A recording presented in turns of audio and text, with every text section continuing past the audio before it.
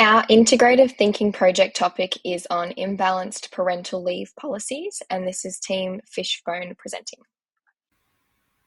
We are uncovering the topic of imbalanced parental leave policies. Parental leave policies are a key component of modern employment frameworks. They're designed to support families during a critical time period following the birth or some cases adoption of a child. However, many such policies remain unequal in the allocation of leave entitlements between males and females. These policies can often influence workplace dynamics, family decision making, and long term career outcomes for the individual. The debate around the imbalanced parental leave policies continues to draw attention from policymakers, employers, the public, and more, raising concerns about the fairness, the practicality, and the evolving nature of working and caregiving roles. Many existing frameworks remain imbalanced. They offer significantly more generous provisions to mothers rather than to fathers. These disparities not only reinforce the traditional gender roles in society, but also contribute to the persistent underrepresentation of females in leadership roles and the unequal division of unpaid care work at home. In examining the parental leave policies, two opposing models highlight different approaches to caregiving and workplace equality. Model 1 is the traditional model. This model operates on the assumption that women are the primary caregivers within the family unit. Consequently, it provides longer and more generous parental leave entitlements to the female, often reinforcing the traditional gender roles and expectations. This model reflects the long standing societal norm that unintentionally limit women's long term career progression and discourage the shared parenting responsibilities. Now, on the other hand, Model 2 is the balance model. This model promotes equal and comparable parental leave for both parents. This approach encourages the division of caregiving duties and supports greater gender balance in both the workplace and the home. By normalizing the shared leave, the balance model aims to reduce biases, support dual care households, and foster inclusive workplace cultures.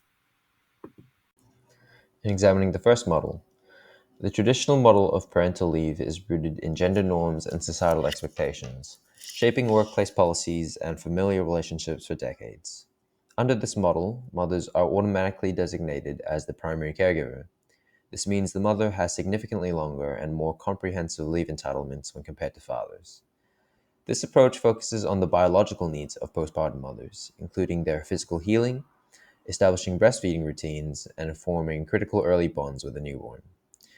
The Organization for Economic Cooperation and Development states the majority of countries around the world who follow this way of thinking provide mothers with around 14 weeks, sometimes up to a year, of protected and paid maternity leave with job security guarantees.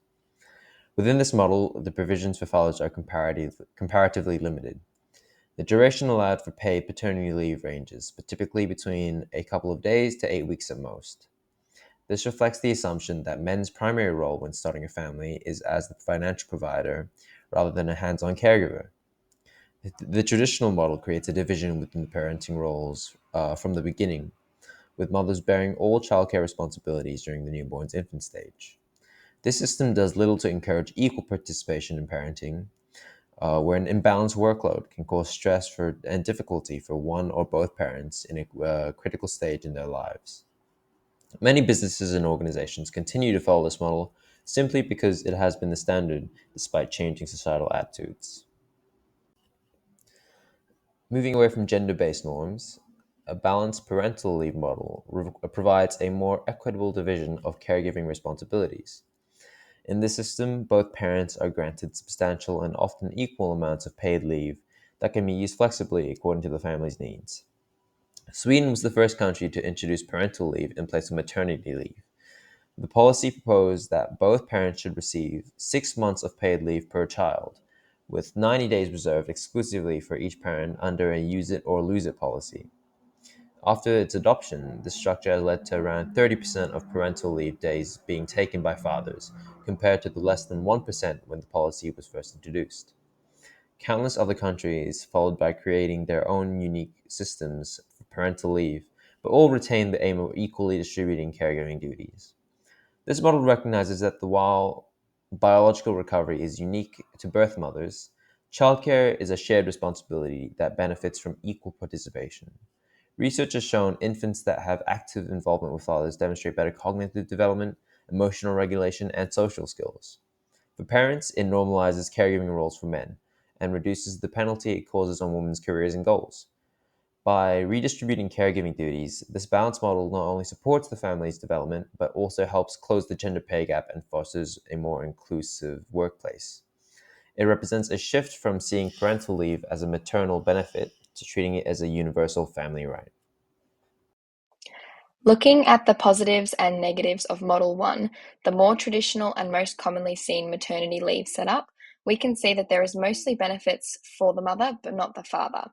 The mother has time to recover from birth and is able to provide breastfeeding support for her newborn. This also means that there is limited bonding for the father. The National Library of Medicine discusses the effects on the careers of mothers. The prolonged stagnation limits the opportunities for mothers to progress in their fields. Robert Winston and Rebecca Chickett from the London Journal of Primary Care discuss the importance of mother-child bonding and the effects on emotional and cognitive development. But this also can put a strain on the mental health of mothers. The prolonged period of isolation can be straining and difficult for new mothers to adjust. This model also reinforces the traditional stereotype that mothers stay at home and fathers remain at work, which for some women is not preferred, and maintaining this standard negatively impacts efforts to enforce gender equality. Model 2 entails a more blended and equal approach, where the parents co-share the role. This does enforce stronger bonds between the child and both parents compared to Model 1, where the mother usually holds a stronger bond with the child. The balanced model also supports gender equality as both the mother and father hold the same emotional value for the child, rather than just the mother in Model 1. Having the balanced shared role with the parent means the child will benefit more in the future. Cognitive and emotional development relies on the bonded relationship, and it also improves their social well-being. Although work-life balance is improved, this does also mean that there is an income reduction as both parents are taking on the caretaker role. There may also be resistance from workplaces as it is not regular for the father to take leave and step away from his role for an extended period of time. There could also be social pressures from friends and family who don't support a balanced model, or some cultures might not approve of the model, causing isolation within communities. The lack of support can also cause issues for the family, as there are no role models to look to for support and guidance. A suggested solution is a combination approach that combines the advantages of balanced and traditional parental leave programs. By making leave flexible and egalitarian, this strategy seeks to address inequality. We suggest that both parents be required to take a certain amount of paid leave, especially a use it or lose it component, for dads or other secondary carers. By guaranteeing that both parents take part in early caregiving, this policy dispels the myth that women are inherently better suited to provide care and encourages more men to take time off. Furthermore, flexible return to work options like part-time schedules, hybrid jobs, or phased reentry can help parents manage their work-life balance without compromising professional advancement. This is a sensible and forward-thinking idea. It normalizes father engagement, lessens gender prejudice in caring, and fosters an environment at work where both parents are valued equally. Additionally, it promotes shared responsibility at home and lessens that long-term effects on moms' careers. This combined approach that can result in more inclusive workplaces and better family relations by addressing both structural and cultural barriers. Testing the blended solution. To guarantee the practical efficacy of this hybrid approach, we suggest a methodical approach to testing of feedback. We would first carry out pilot studies in a small number of carefully chosen businesses from various industries. This will enable us to test the model without causing significant disruptions in real-world circumstances. We would next collect information on employee attitude, parental leave, utilization, and perceived workplace fairness using questionnaires conducted before and after implementation. In addition to that, we would also collaborate with HR departments to monitor quantitative data such as performance indicators, return to work retention, and leave uptake rates. This would enable us to quantify both immediate and long-term effects to deepen our understanding. We'd run focus group with parents, especially those returning from leave, to capture personal experiences and identify pain points of areas for improvement. Lastly, we would adjust the strategy in light of performance data and feedback, enabling scalability across other sectors or workplaces. This evidence guarantees this evidence-based strategy guarantees that the solution is not only optimal in theory, but also demonstrated to be effective in real-world situations.